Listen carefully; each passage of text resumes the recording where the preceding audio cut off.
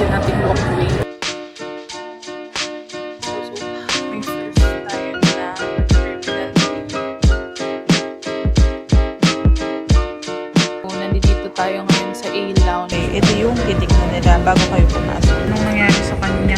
Gagamitin namin ngayon sa Bank of Taiwan. Siya papunta dun sa may Taipei. Hello. So, ayun, before siguro mag-boarding kami, share ko na rin yung mga naging travel requirements. Hi.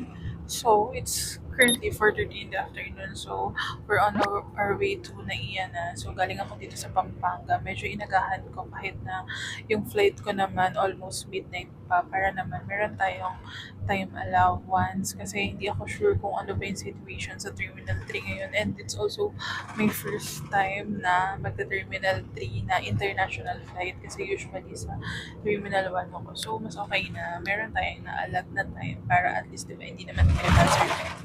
So, I'll update later kung kamusta ang situation sa mga pila and such. So, bye for now.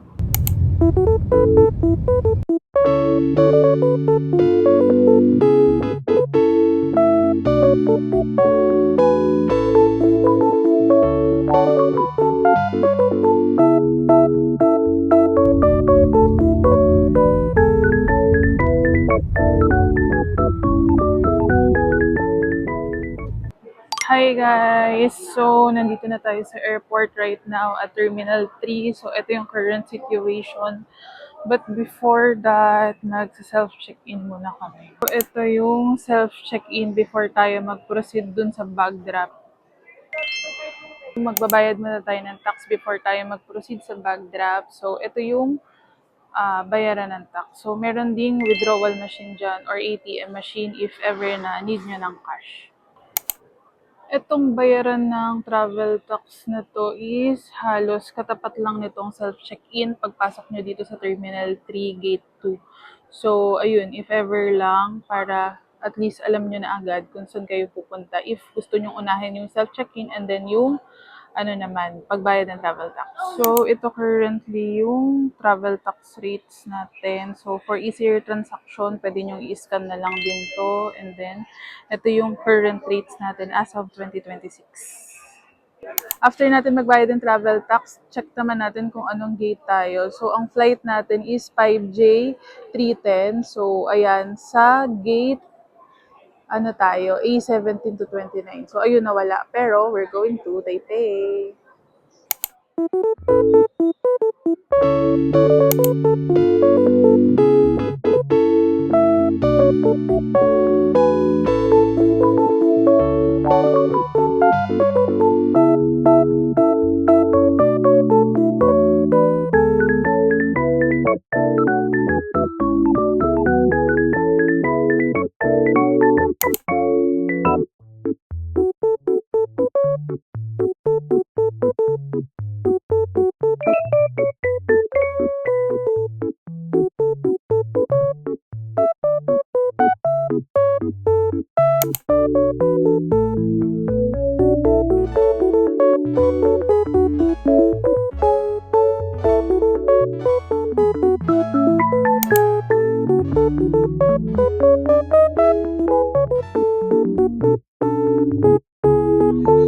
Hi, so nandito tayo ngayon sa A-Lounge. Bali,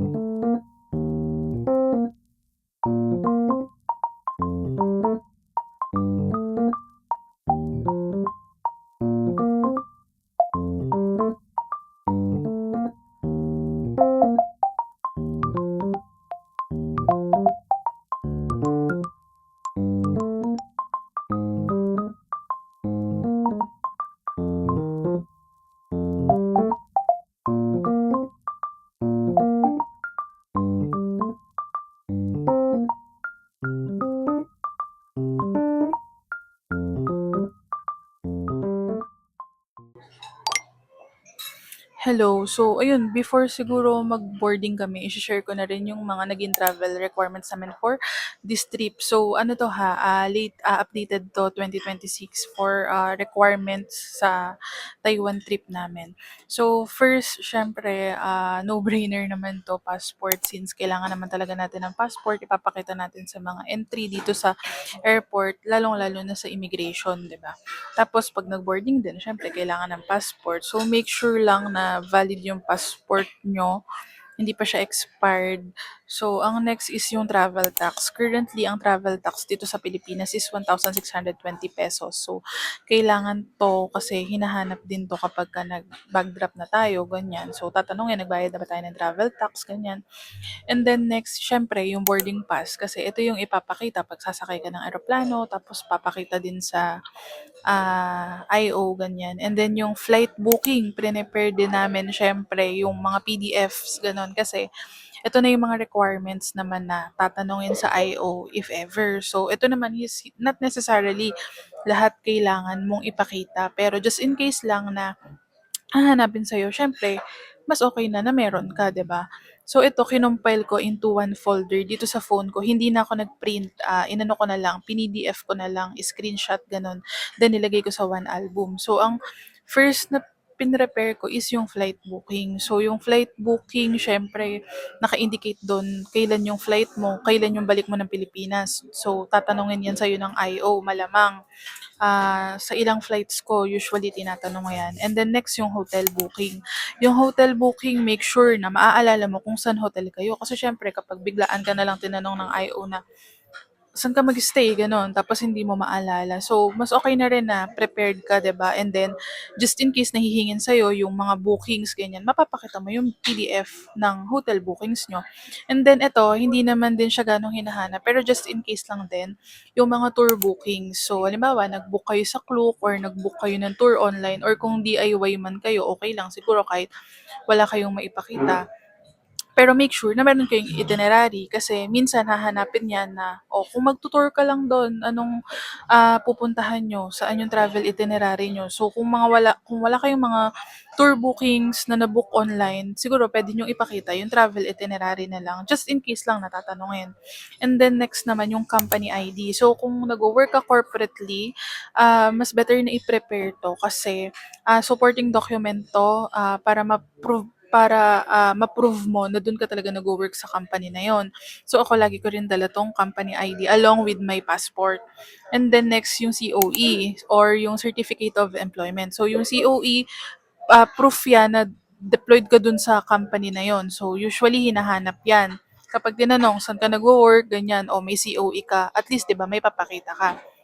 Ito, sobrang limit 'to na tatanungin at never pa akong natanong nito pero lagi ko pa ring pine-prepare 'to. So yung payslip, nagpe-prepare ako at least 3 cut-offs ng payslip ko just in case lang 'di ba na hanapan ka or what, unpredictable yung IO natin 'di ba? These days medyo unpredictable sila. So better na may mga ganyang document pero hindi ko naman sinasabi na required 'to. So ang akin lang ito yung prepare ko just in case lang din na gusto niyong gayahin, 'di ba? And then, next yung bank statement.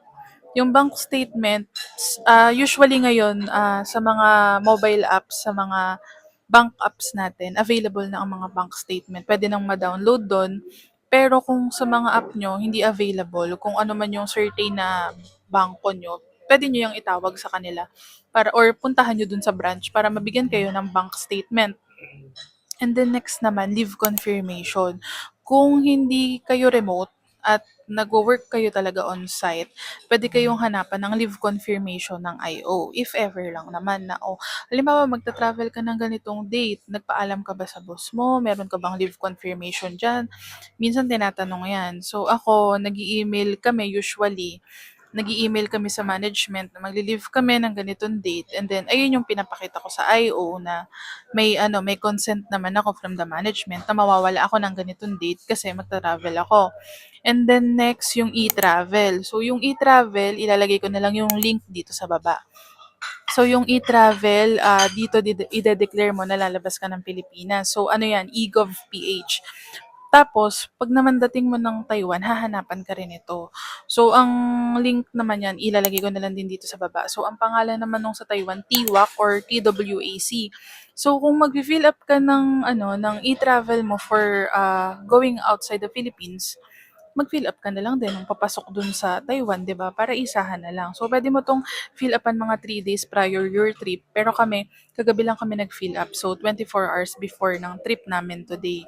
And then, ayun, nag-avail din kami ng insurance pala para sa trip na 'to, para lang may peace of mind kami. So, optional lang naman siya. It's around, I think, below 500 pesos lang naman.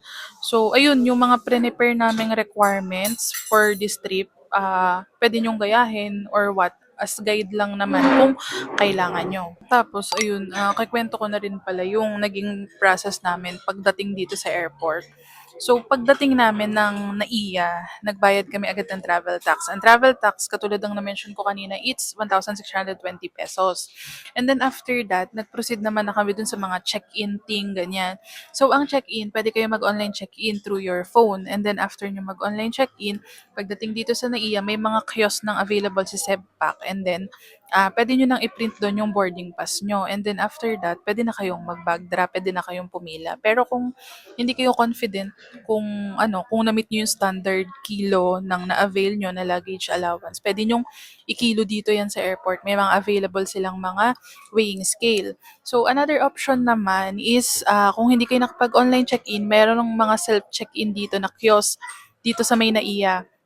So, same process lang din. After mag-self-check-in sa kiosk, pwede nang i-print yung boarding pass and then proceed na dun sa bag drop.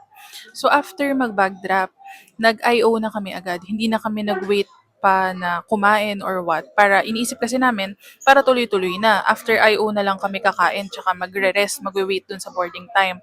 So, after namin mag-bag drop, pumila na kami agad dun sa IO. So, medyo marami yung tao ha, compared dun sa may Terminal 1. Since ito din yung first time ko nga sa Terminal 3, medyo nagulat din ako. Pero hindi naman ganun kadami na parang inabot kami more than an hour. Pero siguro mga less than an hour din. Pero kasi sa Terminal 1 talaga, hindi ako naka-experience pa ng pila na gano'n kahaba. Parang tuloy-tuloy lang ako lagi. Mga nakailang flight na din ako sa may Terminal 1. Pero wala akong experience na gano'n. Pero ayun, however, naging smooth naman yung namin, yung pila namin dun sa IO kanina. Tapos, ang tinanong lang sa akin ito. So, pagdating ko dun sa IO, medyo medyo na-intimidate ako kay ate girl in a good way. Kasi medyo pretty siya. Kamukha niya yung GL actress, si Miu. So, ayun, wala siyang tinanong, nagulat ako. Tapos, kinuha lang yung passport ko and then pinaharap ako sa camera. So, ako, nagwe-wait ako na may tanongin, ganyan. Tapos, tinanong niya lang bigla sa akin, 'di ba dito ka pa rin ba nagwo-work sa company na 'to? So, yung company namin. Sabi ko, yes po. Sabi, kailan balik mo? Sabi ko, February 1 po. Tapos yung tinataka na agad. Then, sobrang smooth lang. Siguro, mga less than 3 minutes lang ako nag-wait. And then, proceed na kami agad dun sa may inspection, sa bag inspection. Dun sa bag inspection, medyo nagulat ako. Ngayon lang din ako naka-experience, pinatanggal yung jacket. Kasi, nakaano ko, parang cardigan, ganun. So, pinatanggal. Nakasando lang ako. So, nagulat ako. So, pagkatanggal nung jacket or nitong cardigan ko, yung sapatos naman. Tapos, as usual, yung mga gadgets pinalabas. Yung camera hindi naman pinalabas. Pero yung mga laptops, yung iPad, yung mga phones, pinalabas yon.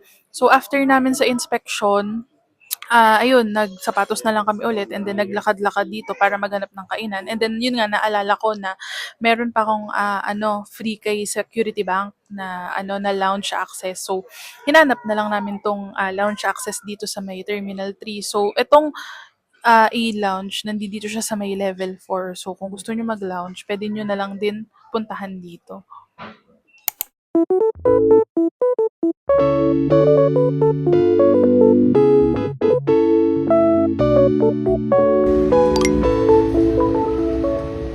So, ayun, nandito na kami sa may gate namin. Waiting na rin kami na mag-boarding na. Bale, nakapila na rin sila. So, group trip pa naman kami. So, wait na lang muna kami dito.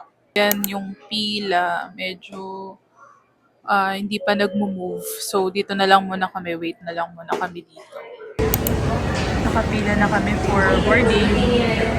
So, pag nakapila kayo dito, prepare nyo na agad yung boarding pass nyo tsaka yung passport nyo kasi ito yung titignan nila bago kayo pumasok. Nandito na ngayon tayo sa paborito nating walkway. So, nakalagpas na tayo dun sa may gate natin. Papasok na tayo ngayon sa airplane. Pasok na tayo sa airplane.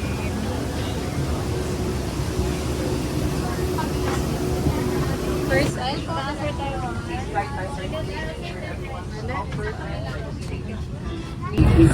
Dito na tayo sa plane. Sana maganda yung view natin dito mamaya. Ngayon na lang yata ako ulit na night flight. Tapos pag night flight, ganda ng view niyan, mga city lights. Mamaya papakita ko kung ano yung view natin. Nag-i-instruct na sila, so malapit na kaming lumipad.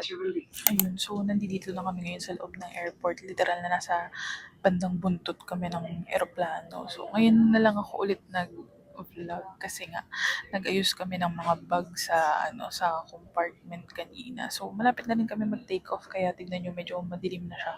Tapos okay lang kahit nasa bandang buntot kami kasi nasa window seat naman ako. So, ayun. Mamaya update ko kayo kung kamusta yung biyahe. I think mga almost 3 hours yata. Kasi na ngayon 11:30 na ng gabi. So, ang dating namin sa Taiwan is 2 a.m. So, ayun, gabi na. Kaya, madaling araw na. Kaya, mamaya, tuturo ko na lang din kung paano yung gagawin nating biyahe going to our hotel sa Ximending from Taoyuan International Airport.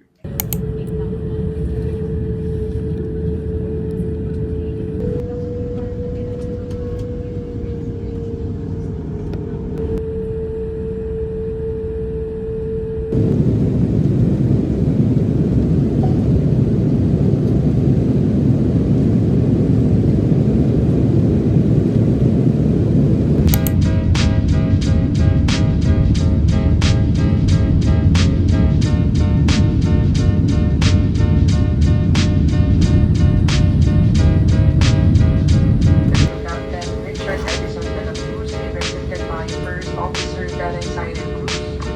Together with the cabin crew, we thank you for waiting. Cebu Pacific. Cabin crew, armed for arrival.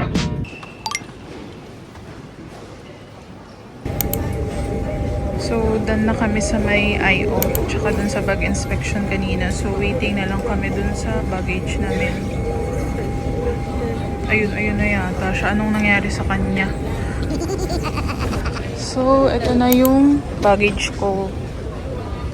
Bale, ang next namin ay bibili na lang kami muna ng Easy Card. So, dito tayo mag-withdraw ngayon sa Bank of Taiwan. Check natin later if okay ba yung exchange rate dito tsaka kung magkano yung withdrawal fee. Hi guys, so nakapag-withdraw na kami. So nag-withdraw kami dyan banda. So nag-withdraw kami sa Bank of Taiwan. Wala naman siyang withdrawal fee. So kung magkano lang yung conversion as of the moment, yun lang yung nabawas dun sa bank account namin. So ang ginamit namin is Maribank. Okay naman yung palitan niya. Wala namang additional payment or whatsoever. So nandito lang kami ngayon. Ayan no.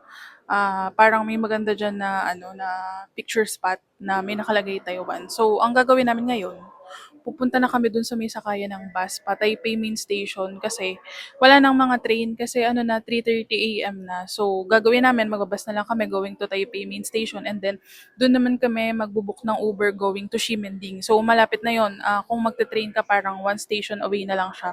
Medyo pricey kasi yung Uber from airport going to Ximending kasi parang around 1,000 to 1,500 NTD siya. So, pag kinonvert mo yun, magkano yun in peso, 'di ba? Kung magbabas ka, parang nasa 200 NTD lang siya. So, ayun, check natin kung ano yung situation dun sa may bus station, kung marami bang tao or what. And then, before pala kami magpunta doon, bibili muna kami ng Easy Card sa may 7-Eleven. So, papunta tayo dun sa may 7-Eleven ngayon. So, bababa tayo dyan. Nandito na tayo sa may 7-Eleven. So, bibili muna tayo ng Easy Card. So, bawal magpasok ng luggage. Kaya, paisa-isa lang muna kami. Tapos, di ba, ito yung 7-Eleven. Dito na rin yung bus.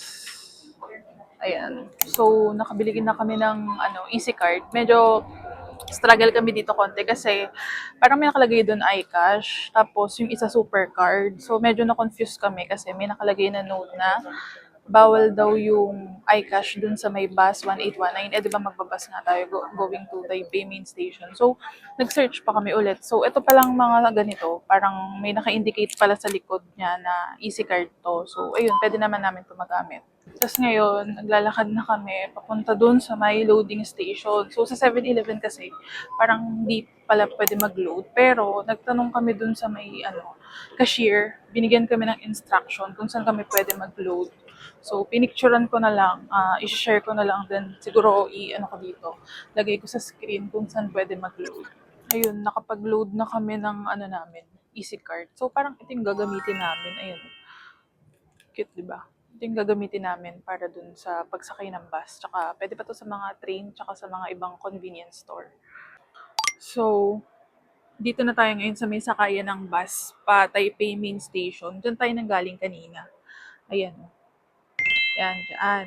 Tapos, naglakad kami papunta dito. Sa number 5. So, sa number 5, yan kasi yung may bus 1819 na papunta dun sa may Taipei Main Station. Hello guys. So, nandito na ako sa may bus ngayon. So, na kami, bumabiyahe na kami papunta dun sa Taipei Main Station. Tapos, sobrang comfortable nitong upuan. Usually kasi sa Pilipinas lang talaga. Pero usually talaga ako, hindi ako mahilig mag-lean ng head ko sa bus. Yung as in ganyan, kasi nga, nahihilo ako. Pero ngayon, trinay ko dito mag-lean kanina. Nagulat ako, ang lambot. Tapos yun na yun, parang papahinga talaga yung ulo mo. Tapos ayun nga, kanina, after namin di ba mag-load ng easy card, pumunta na kami agad dito sa may bus station para dire-diretso na kami. Tapos, ayun, wala naman siyang pila talaga, pero syempre, parang matik naman na yun na hindi naman nagkumpulan-kumpulan yung mga tao. Pumila naman. Pagdating ng bus, automatic na nag-fall in line kami, ganyan. Tapos bumaba yung driver kanina. So, nag-assist siya. Ang sistema kasi, kapag may mga dala kang maleta, pwede mo siyang ilagay dun sa may compartment ng bus sa ilalim. Tapos, may ididikit na sticker yung driver dun sa may maleta mo. Tapos, parang, parang proof na sa'yo yung maleta na yun. Meron isa pang sticker na ibibigay na align dun sa may nakadikit sa maleta mo. So, siguro, pagbaba namin mamaya, ayun yung need namin ipakita para makuha yung maleta. Tapos ako, bilang lutang na, kasi madaling araw na, tapos medyo nagugutom ako. Yung mga nasa unahan namin kanina, may pinapakita silang ticket. Tapos akala ko, baka mamaya may ticket pa prior dun sa babayaran dito sa bus or sa easy card. Yun pala, yung mga ticket na yun is bus ticket nila na parang binili na nila bago sila sumakay dito. So, akala ko is easy card lang ang pwede. So, pwede rin pala bumili ka ng actual ticket na. So, ayun lang. Buti na lang na-remind nung kasamahan ko na ay meron kaming easy card. Kaya nabanggit dun sa may driver. So, sumakay na rin kami. Mamaya papakita ko yung itsura nitong bus. Tapos kung magkano yung naging fare namin dito. Kasi hindi ko masyadong napansin pag katap ko nung easy card. Tapos, ayun lang. Ang comfortable dito. Ayan, ang comfortable ng upuan. Tapos, meron ding charging port. Meron ding mga lagayan ng cup kung may mga drinks kayo. So, ayun. Siguro mga 1 hour tong biyahe natin pa Taipei Main Station. Update na lang ako later.